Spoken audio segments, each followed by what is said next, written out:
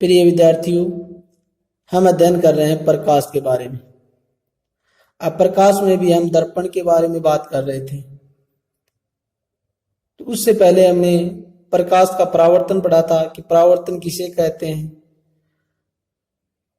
फिर उसके बाद हमने समतल दर्पण के बारे में जानकारी प्राप्त की कि समतल दर्पण से बनने वाले प्रतिबिंब किस प्रकार के होते हैं, सीधे होते हैं, आभासी होते हैं, कितनी दूरी पर बनते हैं।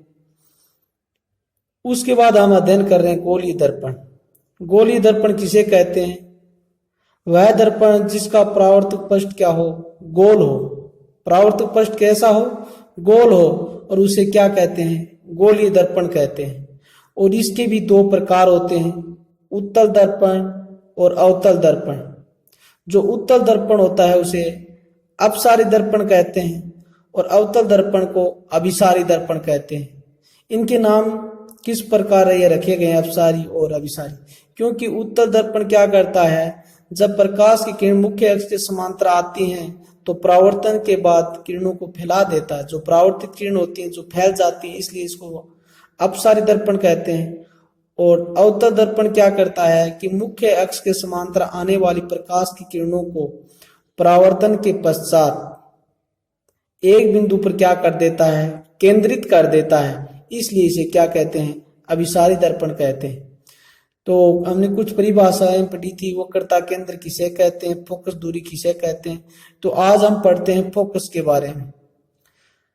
और ये फोकस भी उत्तल और अवतल दर्पण के अलग अलग होते हैं, दोनों की परिभाषा भी क्या है, अलग है। ध्यान से देखो, अवतल दर्पण का फोकस। अवतल दर्पण के मुख्य अक्ष के समांतर आपतित प्रकाश की किरणें परावर्तन के बाद मुख्य अक्ष के जिस बिंदु पर मिलती हैं उसे अवतल दर्पण का फोकस कहते हैं। यहाँ ये किरणें वास्तव में मिलती हैं, इस कारण यह फोकस वास्तविक होता है। जैसा कि मैंने यहाँ पर आरेख बना रखा है, ये मुख्य अक्ष है, यहाँ पर इसका वक्रता केंद्र है। वक्रता केंद्र की आधी दूरी क्या होती है? फोकस दूरी होती है। ये द्वारक है ए और बी, ये इसका पोल है। तो मुख्य अक्ष के समांतर आने वाली किरणें, ये इसकी क्या है, समांतर आ रही है। मुख्य अक्ष के समांतर आने वाली किरणें परावर्तन के बाद एक बिंदु पर क्या हो जाती हैं, मिल जाती हैं या केंद्रित हो जाती। जिस बिंदु पर ये मिलती हैं उसे क्या कहते हैं? उस दर्पण का फोकस कहते हैं। और ये क्या है, वास्तविक होता है। उत्तल दर्पण का फोकस।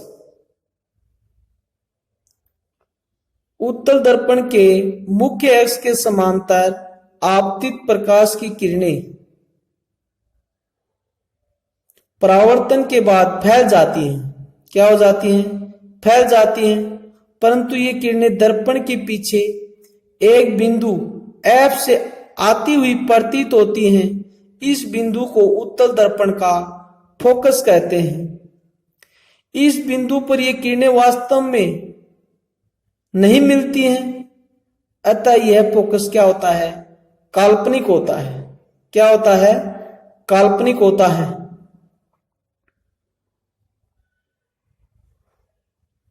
जैसा कि इस आरेख में दर्शाया गया है कि ये तो क्या है, उत्तल दर्पण है और ये मुख्य अक्ष है, और मुख्य अक्ष के समांतर आने वाली प्रकाश की किरणें, मुख्य अक्ष के समांतर आने वाले प्रकाश की किरणें परावर्तन के पश्चात क्या हो जाती हैं, फैल जाती हैं। यदि इन किरणों को हम पीछे की ओर बढ़ाते हैं तो आपको ऐसा लगता है कि ये किसी एक बिंदु से क्या है, आती हुई प्रतीत होती हैं, लेकिन ऐसा होता नहीं है। और इस बिंदु को क्या कहते हैं? उत्तल दर्पण का फोकस कहते हैं। गोलीय दर्पण से परावर्तन के नियम।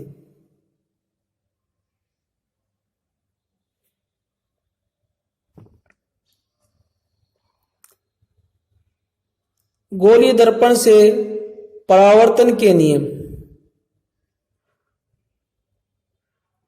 अवतल दर्पण पर मुख्य अक्ष के समांतर किरण PQ आपतित होती है तो यह परावर्तन के बाद दर्पण के फोकस से गुजरती है। जैसा कि आरेख में दर्शाया गया है, यह उत्तल दर्पण है और यह मुख्य अक्ष है, यह इसका वक्रता केंद्र है, यह इसका क्या है, फोकस है, यह इसकी वक्रता त्रिज्या है। वक्रता केंद्र और पोल के मध्य की दूरी को क्या कहते हैं, वक्रता त्रिज्या कहते हैं। वक्रता त्रिज्या आदि क्या होती है, फोकस दूरी होती है। तो यह मुख्य अक्ष है, मुख्य अक्ष के समांतर किरण क्या है, PQ है, और यह परावर्तन के पश्चात फोकस में से गुजर जाती है जो QR है। अवतल दर्पण पर मुख्य अक्ष के समांतर किरण PQ आपतित होती है, तो यह परावर्तन के बाद दर्पण के फोकस F से गुजरती है। ये तो अवतल दर्पण के बारे में था। अब हम बात कर रहे हैं उत्तल दर्पण के बारे में। उत्तल दर्पण पर मुख्य अक्ष के समांतर किरण RS आपतित हो तो परावर्तित किरण ST फोकस F से आती हुई प्रतीत होती है। क्या, जैसे ये मुख्य अक्ष है, मुख्य अक्ष के समांतर ये किरण क्या है, आपतित किरण है RS, और ये परावर्तन के पास क्या होती है, फैल जाती है जो ST है। आपको ऐसा लगता है कि यह फोकस से आ रही है, क्या है, फोकस से आ रही है, ऐसा आपको प्रतीत होता है, लेकिन होता है नहीं।